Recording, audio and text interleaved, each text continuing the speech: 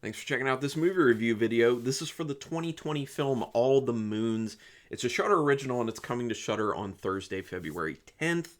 Now, first of all, let me tell you, apologies, my energy level is going to be lower than usual for this because I'm dealing with an inner ear inflammation issue, and between how that's making me feel and the steroid pack I'm on is making me feel, energy's low, not feeling the best. But the reviews have to continue, and this is a pretty solid film. I'm gonna tell you off the bat, I would recommend checking it out on Shudder when it's available, but since I'm putting this review up before it's available, and just because it's a newer film, this is a no spoiler review. But if you've already seen the film, this adds a little extra to it, so people who haven't seen it will hear what I'm saying but not necessarily be able to connect it to the actual film, so it's a dual purpose situation. But anyway, directed by Igor Legarreta, who also directed Urban Myth Chillers, which actually was episodes of that, and When You No Longer Love Me. Written by Legarreta and Jon Sagala. Jon Sagala's other writing credits were The Backwoods and a lot of Spanish language shows. Now, this film is subtitled for people in the United States, and it is in the Basque language, which, if people aren't familiar, Basque is kind of like a small cultural and societal grouping within Spain. And I think that really does come into play within the film itself and the influence of it and kind of a little bit of the themes. There's actually a lot packed into this film as far as themes and subtext goes. So there's really a ton of stuff to unpack. And I'll talk a little bit about that, give some of my ideas on it without actually telling you events that it's really tying to. So give it a little extra context. So once again, coming to Shudder on Thursday, February 10th. Synopsis. Not going to get into it too much. Basically about a girl. It takes place at the beginning of during the Third Carlist War, which, to be honest, I didn't even know what the Third Carlist War was. I didn't even know there was a one or two. I didn't know there were three of them. But I looked it up, and basically the Third Carlist War, I wrote down, had a lot to do with Basque population kind of fighting against full Spanish rule at that point. Now, the film actually goes all the way up to the Spanish Civil War as well, which I'm not even going to get into underlying issues with the Spanish Civil War because there was a lot at play within the Spanish Civil War. So I say all that to say that I'm sure there's a bunch of stuff I'm missing watching this film because I don't have enough context with the Third Carlist War and with the Spanish Civil War. And I'm sure also there's stuff literally lost in translation with this film as well. So an American individual without a full context of the history of what's going on here isn't going to pick up on as much as someone who's a lot closer to that material and speaks that language, or at least understands that language. So just going to say that.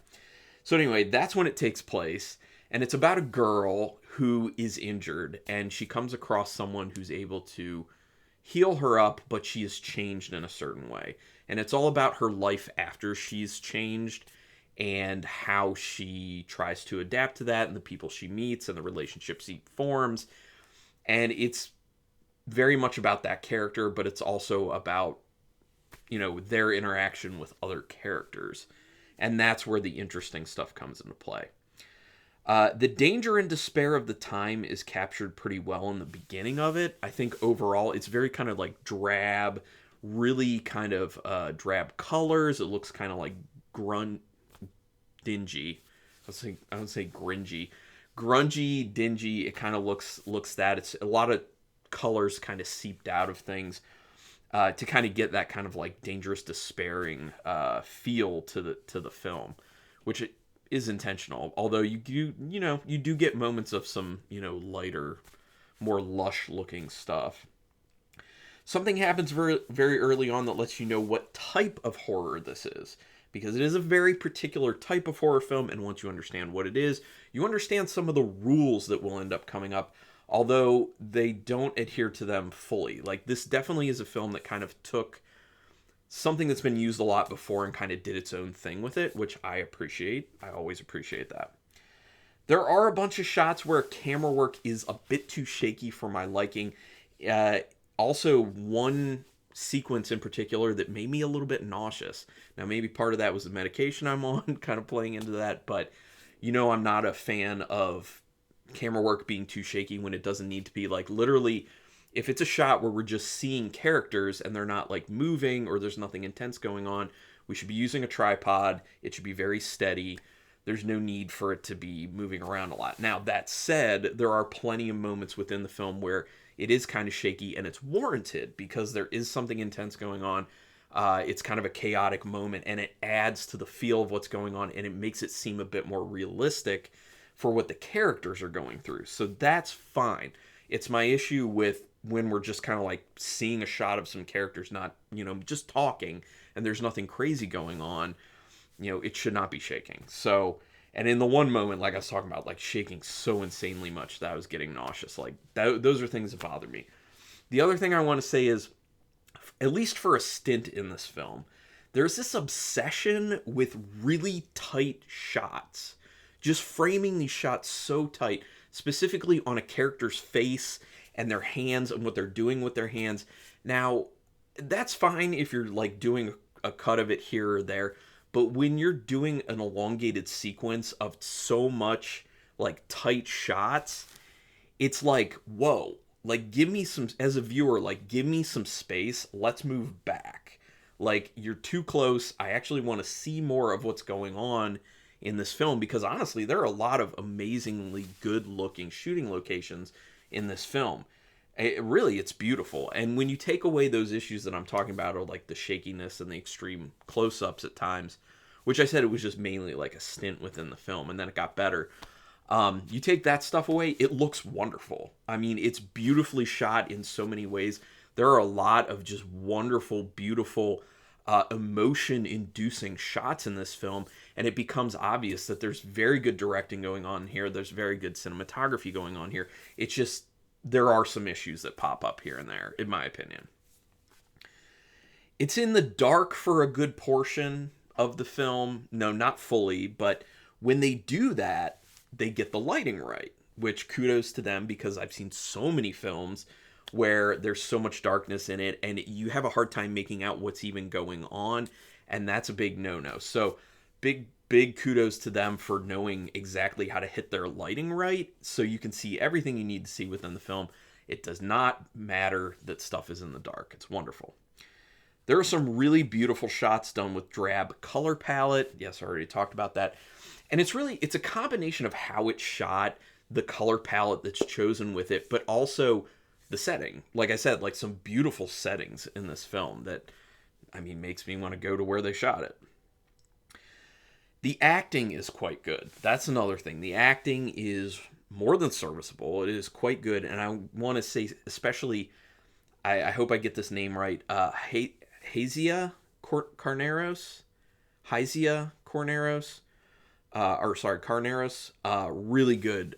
Main character, plays the main character, young, outstanding. I mean, someone who does a serviceable job at that age in a film, I'm impressed by. But this individual, really good performance. I'm very, very much impressed with what she was able to do. There's a large portion with no dialogue in the beginning portion, which could be cut down in my opinion, but it's also kind of important for that particular character, for the main character, because it kind of shows hardship and it shows development within the character themselves and its backstory. So, but I do think it could have been, kind of pared down a little bit, and that speaks to the film in general. The film is an hour and 40 minutes long, but that's with credits and everything. I think it's actually an hour and 41 minutes with credits. But I think there's definitely a lot of places where it should have and could have and should have been cut down, because it's slow. It does have pacing issues. It is slow. It's still a good film, and I think it's still worth watching. It's just, I think it would be even more outstanding if it was really tightened up. There are two particular characters who are developed quite well in this. Obviously, the main character, and then there's a secondary character. And their relationship, the relationship between these two, is very rich. It's very well done. And it becomes touching, and I like when that comes through in the film. It's because of the writing, it's because of the acting, and it's because of the way it's shot. And and the music helps out as well, which, by the way, a lot of really good music in this film. A lot of use of piano, which there are two instruments musically that really can stir emotion in me, and piano is one and the cello is another one. Those are the main two instruments that can do it. Now, some people may say that's saxophone when you think of Tom Capello, but that's just not for me. If you get that reference, good on you. Lots of beautiful scenery, like I said. The excellent piano music, like I said. The ending is pretty powerful in this film, and it looks really good. That goes back to what I was saying. Like, there's some wonderful looking stuff, directing, cinematography in this, beautiful images, and it comes together in the very ending of the film, and it's powerful. It has really a good message, actually a lot of messages, because there's so much packed into this.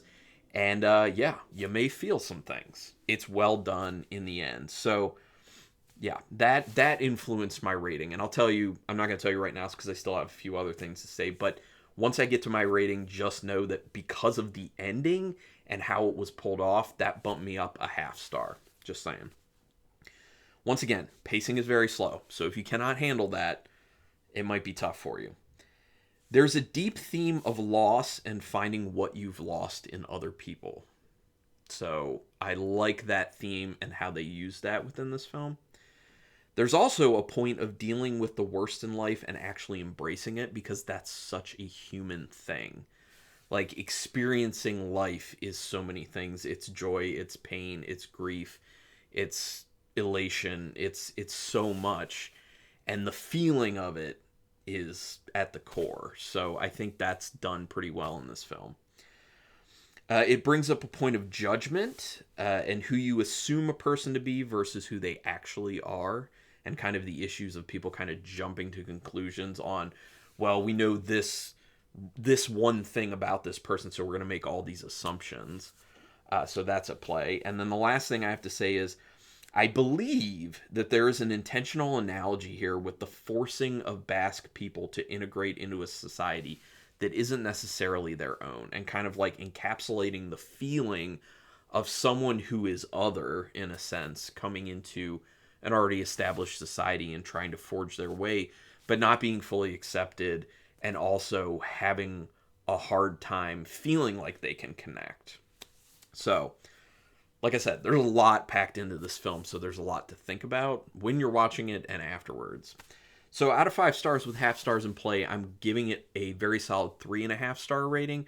There are some issues, like I talked about, pacing being the biggest problem, but the story is really good. It looks really good. The acting's really good. Yeah, there's a lot of good, a few negative, but a lot of good stuff. So I was going to give it 3 stars until that ending happened, and I'm like, oh, it's got to be 3.5 at this point. So, yeah, would love to hear other people's opinions on this. If you've already seen it, or when you see it, you can come back here, comment down there. We can go ahead and do spoilers in the comments, so just know spoilers in the comments if you would like to. Oh, and I want to know, like, do you like it? Do you not like it? Are you in between? And just don't say I like it, I don't like it. Tell me why. Give me a little bit of information on the things you do or don't like about the film. Also, do me a quick favor. Hit subscribe if you haven't already. That literally is your best way to pay me back if you like this video or any video I've ever done. I don't make money doing this or anything. Just doing it for creative outlet and to build a nerdy horror community where I can talk super nerdy about horror films, just like this one. So I would appreciate that. Also, hit the notification bell button, because then you'll know when I'm putting up new videos, and I'm doing 4 a week typically, which I think is a good amount. But regardless, I really do thank you for taking your time to watch this, and until next time, keep it brutal.